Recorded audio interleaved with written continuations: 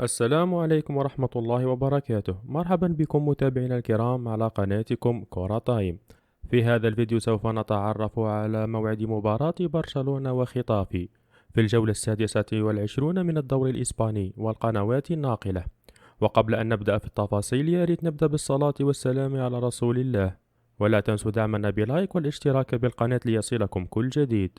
ومن المقرر أن تلعب المباراة اليوم السبت الموافق لل24 فبراير 2024 في تمام الساعة 4:15 مساء بتوقيت تونس والجزائر والمغرب، و5:15 مساء بتوقيت مصر والسودان وليبيا وفلسطين، و6:15 مساء بتوقيت السعودية والعراق وسوريا والكويت واليمن والأردن، و7:15 مساء بتوقيت عمان والإمارات وقطر. وسوف تلعب المباراة على ملعب لويس كومبانيس الأولمبي، وسوف تعرض المباراة على قناة بي إن سبورتس اتش دي 3.